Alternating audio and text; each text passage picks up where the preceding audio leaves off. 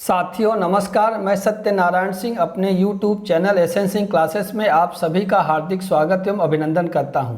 साथियों NCERT कक्षा 12 हिंदी के अंतर्गत आज हम वितान भाग 2 से अतीत में दबे पाँव, जिसे ओम थानवी जी ने लिखा है, यह पाठ लेके आपके सम्मुख उपस्थित हुए हैं। ये पाठ यात्रा वृतांत और रिपोर्ट का मिला जुला रूप है, जो कि आपके लिए बहुत महत्वपूर्ण है। और आप जानते हैं कि CBSE की नई परीक्षा प्रणाली के अनुसार अब वितान से सिर्फ और सिर्फ मल्टीपल चॉइस क्वेश्चन यानी बहुविकल्पी प्रश्न ही पूछे जाएंगे। इसके अलावा जो पहले के विस्तृत उत्तरीय प्रश्न पूछे जाते थे या लघु उत्तरीय प्रश्न पूछे जाते थे, अब वो नहीं पूछे जाएंगे। तो बहुविकल्पी प्रश्नों की श्रृंखला हम आपके लिए लेके आए हैं और इसमें हम 25 प्रश्न आपके लिए लेके आए हैं। साथ ही कुछ महत्वपूर्ण तथ्य जिनसे कि बहुविकल्पी प्रश्न पूछे जा सकते हैं, उसको भी लेके आपके सम्मुख उपस्थित हुए हैं। तो हम इसके पहले की पाठ शुरू करें। अगर आपने मेरा चैनल सब्सक्राइब नहीं किया है तो कृपया इसे सब्सक्राइब कर ले, ताकि इस तरह के वीडियो के नोटिफिकेशन आपको समय समय पर मिलते रहें। तो आइए हम शुरू करते हैं। ये मोहनजोदड़ो में प्राप्त कुछ चीज़ें हैं, उनका चित्र है। आइए देखते हैं पहला प्रश्न। अतीत में दबे पाँव शीर्षक पाठ ओम थानवी की किस कृति का अंश है? मतलब किस कृति का अंश है? तो मोहनजोदड़ो, अपने अपने अज्ञे, जन्म लेती सभ्यताएं, प्राचीन सभ्यताएं। तो इसका सही उत्तर है मोहनजोदड़ो। तो अतीत में दबे पाँव शीर्षक पाठ ओम थानवी की कृति मोहनजोदड़ो से लिया गया है। आइए देखते हैं दूसरा प्रश्न। मोहनजोदड़ो का अर्थ होता है काली चूड़ियाँ, श्री कृष्ण का गांव, मुर्दों का टीला और मोहन को पुकारना। तो इसका अर्थ होता है मुर्दों का टीला। तीसरा प्रश्न है मोहनजोदड़ो का काल था ताम्रकाल, कांस्यकाल, पाषाण काल या नवपाषाण काल? तो मोहनजोदड़ो का काल था ताम्रकाल और मोहनजोदड़ो ताम्रकाल के शहरों में सबसे बड़ा है। क्या है? सबसे बड़ा है। ताम्रकाल के शहरों में ये सबसे बड़ा है। तो आइए बढ़ते हैं अपने चौथे प्रश्न की ओर। चौथा प्रश्न है कि हड़प्पा के ज़्यादातर साक्ष्य नष्ट हो गए हैं। बाढ़ के कारण, भूकंप के कारण, रेल लाइन बिछाने के कारण, नए कारखाने लगने के कारण।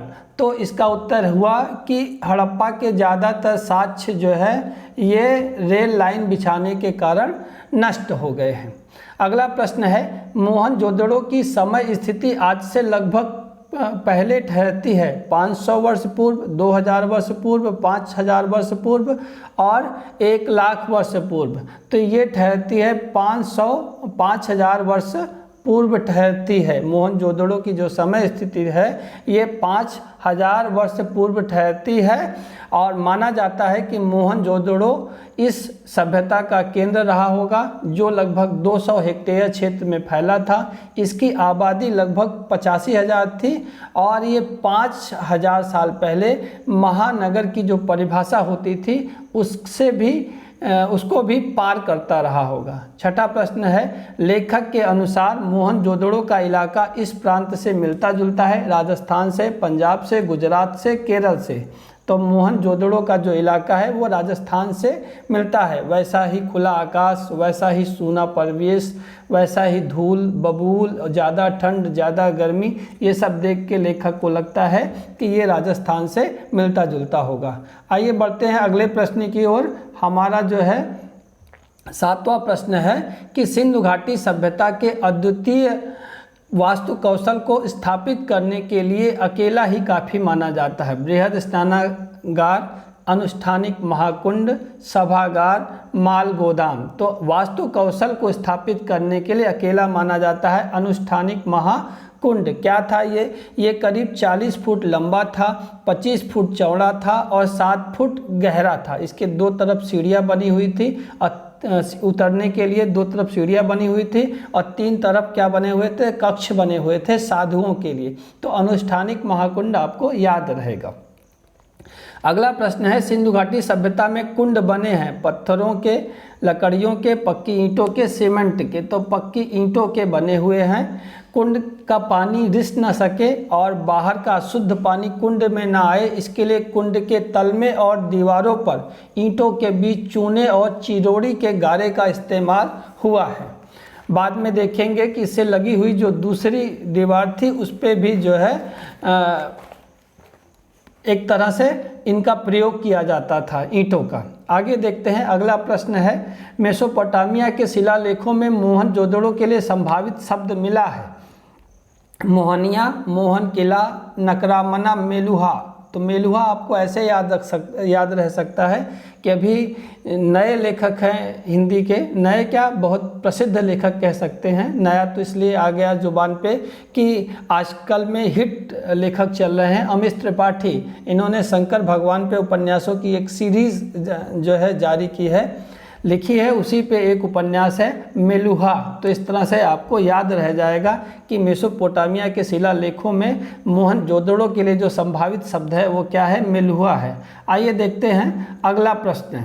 अगला प्रश्न क्या है कि सिंधु घाटी सभ्यता में कॉलेज ऑफ प्रीस्ट्स माना जाता है शिव की नटराज की मूर्ति को, विशाल स्नानागार को, सटी हुई यज्ञशालाओं को, ग्रीड प्लान को।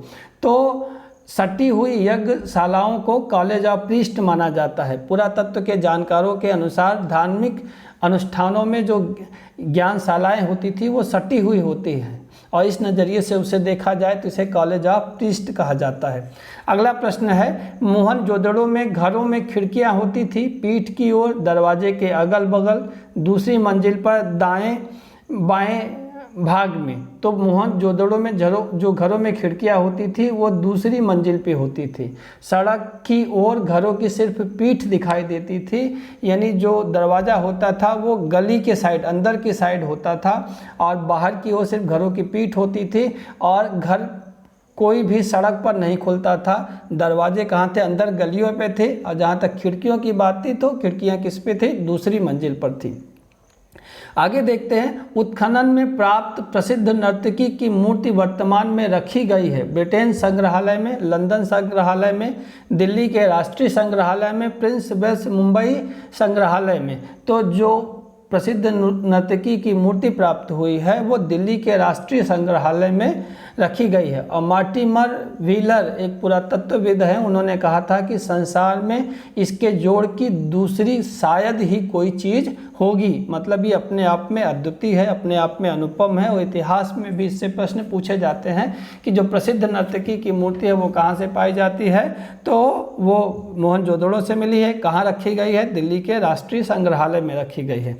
बढ़ते हैं हम अपने अगले प्रश्न की ओर। हमारा अगला प्रश्न है कि संभवतः मोहनजोदड़ो सभ्यता में सीढ़ियाँ बनी होती होंगी, ईंटों की, लकड़ी की, पत्थर की, लोहे की। तो जहाँ पे जो ईंटें बनी हुई हैं मोहनजोदड़ो में वो लकड़ी की बनी है। जहाँ बड़ा घर होता था उसके आंगन में चौड़ी सीढ़ियाँ थी और जहाँ छोटा घर होता था वहाँ पे कम चौड़ी सीढ़ियाँ होंगी, लेकिन सीढ़ियाँ किसकी बनी थी, लकड़ी की, क्योंकि ऐसे निशान पाए गए हैं सीढ़ियों के। आगे देखेंगे, मोहनजोदड़ो की मोहरों में पशु अंकित नहीं है, घोड़ा, शेर, हाथी, गैंडा। तो आप देखेंगे कि उसमें घोड़ा अंकित नहीं है। तो इसी तरह से दूसरा प्रश्न बन सकता है इसमें कि क्या अंकित है, तो शेर अंकित है, हाथी अंकित है, गैंडा अंकित है, लेकिन मतलब घोड़ा अंकित नहीं है। तो वहाँ आपको लिखा भी मिल जाएगा कि शेर, हाथी या गैंडा अंकित है लेकिन घोड़ा अंकित नहीं है।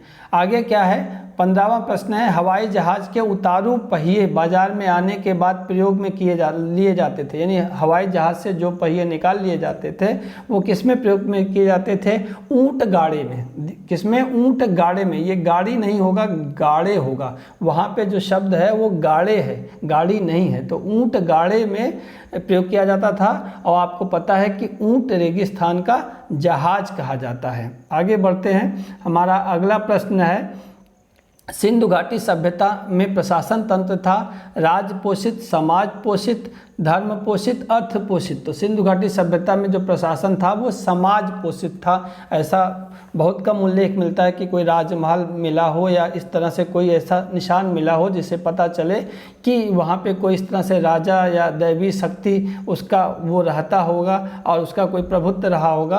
तो इससे माना जाता था कि सिंधु घाटी सभ्यता में जो प्रशासन तंत्र था वो समाज पोषित था। आगे सिंधु घाटी सभ्यता में सुए बने हैं। सुए किसके बने हैं? सुए कांसे के, तांबे के, पत्थर के, चांदी के। तो जो सुए बने हैं वो तांबे के बने हैं। ये सिंधु घाटी सभ्यता में जो सुए बने हैं ये तांबे के बने हैं। तो ये सारे प्रश्न आप लिख लीजिएगा, एक एक लाइन से ऑप्शन लिखने की ज़रूरत नहीं है, केवल प्रश्न लिख लीजिए और परीक्षा के समय आप एक बार इसको रिपीट कर लेंगे तो आपके लिए ये अच्छा हो जाएगा। आगे देखेंगे, मोहनजोदड़ो और हड़प्पा बसे थे पाकिस्तान के सिंध प्रांत में, राजस्थान के कालीबंगा में, अफ़गानिस्तान के काबुल में, पाकिस्तान के कराची में। तो मोहनजोदड़ो और हड़प्पा ये दोनों पाकिस्तान के सिंध प्रांत में बसे हुए थे। बढ़ते हैं अगले प्रश्न की ओर। अगला प्रश्न हमारा है कि मोहनजोदड़ो का जो फैलाव माना जाता है वो कितना माना जाता है? लगभग 10 हेक्टेयर क्षेत्र में, लगभग 50 हेक्टेयर क्षेत्र में, लगभग 100 हेक्टेयर क्षेत्र में, लगभग 200 हेक्टेयर क्षेत्र में। तो लगभग ये 200 हेक्टेयर क्षेत्र में इसका फैलाव माना जाता है। 200। मोहनजोदड़ो और हड़प्पा दो नगर हैं, फैलाव मोहनजोदड़ो का है वो 200 है। इस तरह से आप थोड़ा सा रीजनिंग लगा के इसको याद रख सकते हैं, क्योंकि फैक्ट है, आप भूल जाएंगे, आपको बार बार इसको रिपीट करना होगा। अगला है, अतीत में दबे पांव शीर्षक पाठ में किन शब्दों की बहुलता है? तत्सम शब्द, तद्भव शब्द, देशज शब्द, विदेशी शब्द। तो विदेशी शब्द की बहुलता है। आपको वहाँ पे अधिकतम उर्दू शब्द ही मिलेंगे और उर्दू शब्द क्या है? ये विदेशी शब्द है। तो अतीत में दबे पांव शीर्षक पाठ में विदेशी शब्द की बहुलता है। आगे देखेंगे कि सिंधु घाटी सभ्यता में कुएं बने हैं तरासे हुए पत्थरों से, लकड़ियों एवं वृक्षों के छाल से, पकी हुई एक ही आकार की ईंटों से और सीमेंट एवं चूने से। तो ये बने हुए थे पकी हुई एक ही आकार की ईंटों से। तो बढ़ते हैं अगले प्रश्न की ओर। हमारा अगला प्रश्न देखेंगे, मोहनजोदड़ो सभ्यता में रंगरेज का कारखाना स्थित है। रंगरेज का जो कारखाना स्थित है वो कहाँ स्थित है? माधव स्वरूप वत्स हिस्से में, माधव स्वरूप वत्स हिस्से में, राखलदास बनर्जी हिस्से में, जेम्स प्रिंसिप हिस्से में, जेम्स प्रिंसप हिस्से में, दयाराम साहनी हिस्से में। तो कहाँ स्थित है? माधव स्वरूप वत्स हिस्से में ये जो है रंगरेज का कारखाना स्थित है।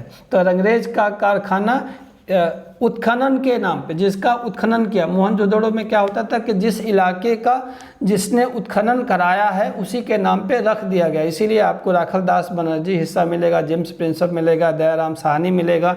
लेकिन मोहनजोदड़ो सभ्यता में जो रंगरेज जो कलरिंग का काम होता था उसका कारखाना मिला माधव स्वरूप वत्स हिस्से में। आगे देखेंगे, अतीत में दबे पांव पाठ के लेखक हैं प्रेमचंद, अनंत यादव, मनोहर श्याम जोशी, ओम थानवी। तो आपको याद रहेगा कि अतीत में दबे पांव पाठ के लेखक हैं ओम थानवी और इन्होंने अपनी जो रचना लिखी मोहनजोदड़ो उसी से ये पाठ लिया गया है। आगे, मोहनजोदड़ो का उत्खनन वर्ष है 1921, 1922, 1923, 1924। तो 1922 है क्या इसका उत्खनन वर्ष। बढ़ते हैं आगे, मोहनजोदड़ो के उत्खनन करता थे दयाराम साहनी, इरफान हबीब, राखलदास बनर्जी और ओम थानवी। तो इसके जो उत्खनन करता थे वो कौन थे? राखलदास बनर्जी थे।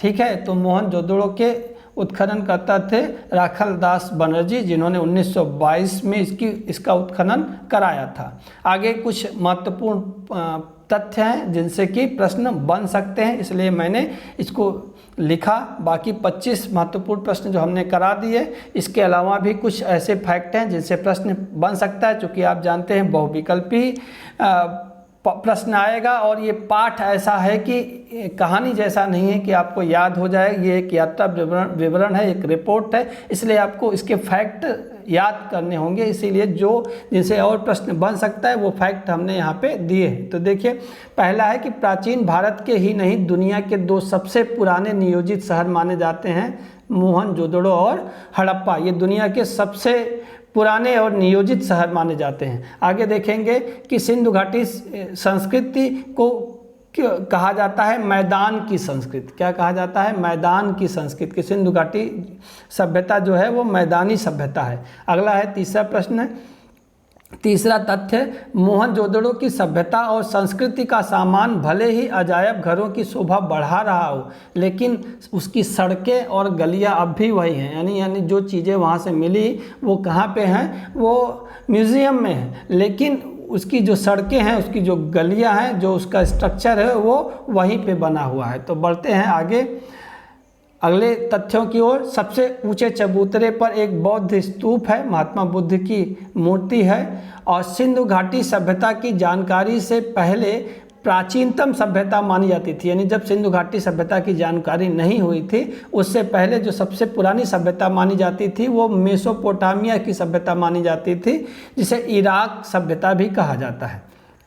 अच्छा, वहाँ पे जो पर्यटक बंगला है, वहाँ से जो है एक पगडंडी जाती है, सर्पिल पगडंडी सांप के आकार की, और उसे नागर भारत का सबसे पुराना लैंडस्केप कहा जाता है। भूतत्व या भूचित्र या आकृति कही जाती है।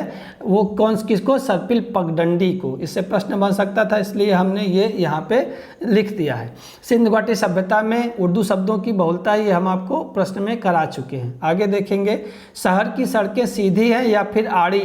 वास्तुकार इसे क्या कहते हैं? Grid plan. यानी आप जो शहर की सड़कें देखेंगे या तो आप सीधी सीधी देखेंगे या आड़ी देखेंगे, तो इसे क्या कहा जाता है? ग्रिड प्लान कहा जाता है। और ग्रिड शैली के जो शहर हैं वो ब्रासीलिया है, चंडीगढ़ है और इस्लामाबाद है। ये पूछा जाएगा कि ग्रिड शैली के कौन कौन से शहर हैं या कौन कौन से शहर नहीं हैं, तो इसमें ब्रासीलिया, चंडीगढ़, इस्लामाबाद हैं। बाकी कोई दूसरा नाम दे दिया तो वो ग्रिड शैली के शहर में नहीं आएगा। स्तूप वाले चबूतरे के पीछे और सामने क्रमशः कौन थे? जो स्तूप मिला, बौद्ध स्तूप, उसके सामने चबूतरे के पीछे और सामने गढ़ और उच्च वर्ग की बस्ती थी। किसकी थी? गढ़ था, एक मतलब बस्ती थी जिसे गढ़ कहा जाता था, और वहाँ पे उसे उच्च वर्ग की बस्ती भी कहा जाता था। आगे बढ़ते हैं। 100 सालों में मोहनजोदड़ो के कितने अंश की खुदाई हो गई? ये बहुत महत्वपूर्ण तथ्य है, ये हम प्रश्न में शामिल नहीं कर पाए, इसलिए यहाँ लिखे थे कि 100 सालों में मोहनजोदड़ो के 1/3 हिस्से की खुदाई ही हो पाई है। यानी 2/3 ऐसा हिस्सा ऐसा है जिसकी खुदाई नहीं हो पाई है, अब हो भी नहीं पाएगी क्योंकि खुदाई रोक दी गई है, कारण वहाँ पे दलदल उत्पन्न हो गया है।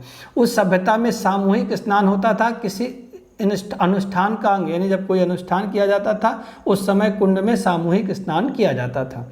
उत्तर में 2 प्रांत में 8 स्नान घर के द्वारों की विशेषता है कि कोई भी द्वार एक दूसरे के सामने नहीं खुलता। मतलब 8 स्नान घर हैं लेकिन कोई भी एक दूसरे के सामने नहीं खुलेगा। आप समझ सकते हैं कि कितनी जो है विकसित संस्कृति थी वहाँ की। और आगे सिंधु घाटी सभ्यता में कुंड बने हैं पक्की ईंटों के, ये प्रश्न में आ गया है। पानी को रोकने के लिए डामर का प्रयोग हुआ, सफ़ेद डामर का, जो हम बात कर रहे थे कुंड की, कि उसी से सटी एक दूसरी दीवार थी जिसमें प्रयोग किया गया है सफ़ेद डामर का।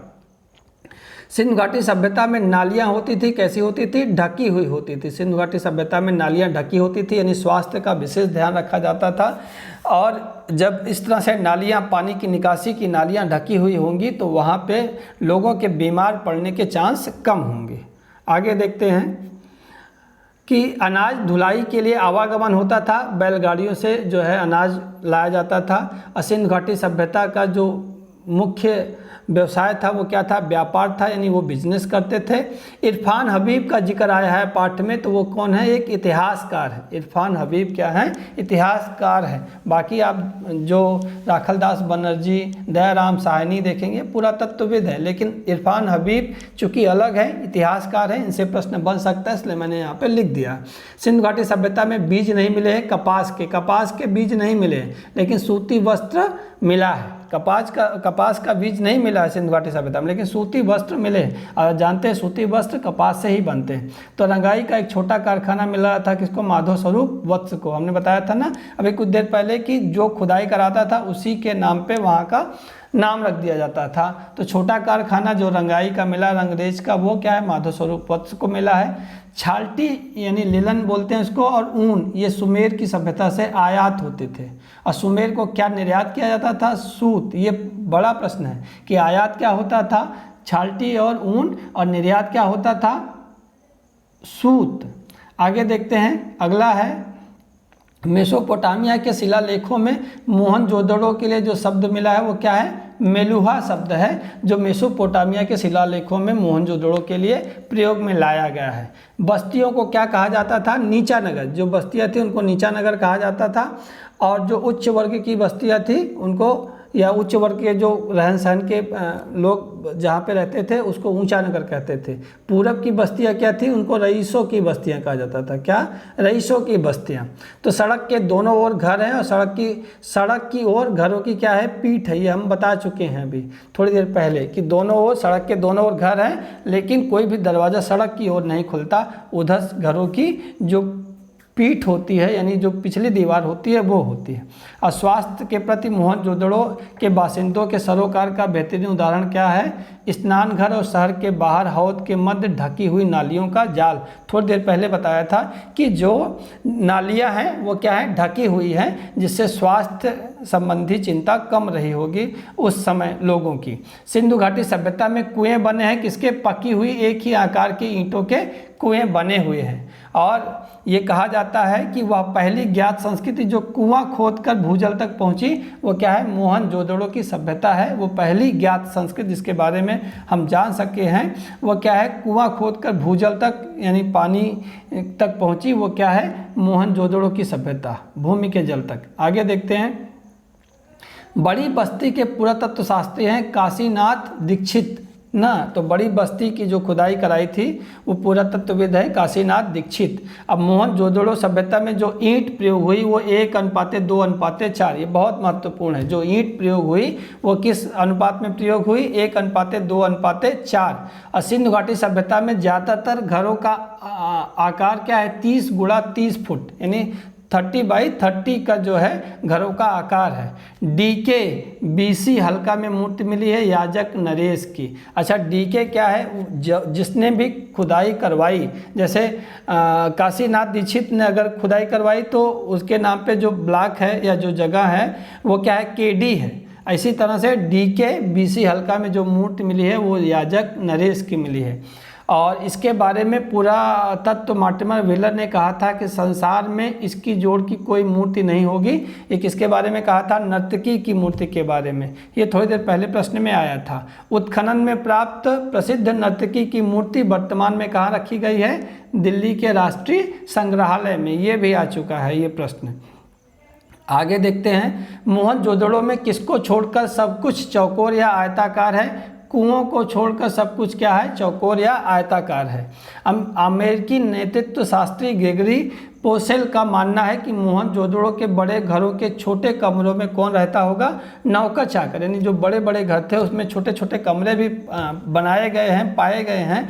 तो ऐसा महसूस हुआ या ऐसा उन्होंने अनुमान लगाया ग्रेगरी पोसेल ने कि यहाँ पे नौकर चाकर रहते होंगे। मोहनजोदड़ो में के मकानों में क्या नहीं देखा गया? छज्जे नहीं पाए गए। मोहनजोदड़ो के जो मकान थे उसमें छज्जे नहीं पाए गए। मोहनजोदड़ो की मोहरों में अंकित है शेर, हाथी या गैंडा। मोहनजोदड़ो पर 3 खंडों का एक विशेष प्रबंध छपवाने वाले विद्वान कौन थे? John Marshall. मोहनजोदड़ो की अजायब घर में नहीं है, क्या नहीं है? हथियार नहीं है। मोहनजोदड़ो का जो म्यूजियम है उसमें क्या नहीं है? हथियार नहीं। और किस संस्कृति में न भव्य राजप्रसाद मिले हैं न मंदिर? हड़प्पा संस्कृति में ना तो भव्य राजप्रसाद मिले हैं, ना मतलब महल मिले हैं राजाओं के, और ना मंदिर मिला है। ये हड़प्पा संस्कृति में। आगे देखते हैं, मोहनजोदड़ो के संबंध में अभी भी सारे रहस्य छिपे हुए हैं। कहाँ? प्रयुक्त लिपि में, अजायब घर में। क्यों ऐसा है? क्योंकि लिपि को अभी तक पढ़ा नहीं जा सका है।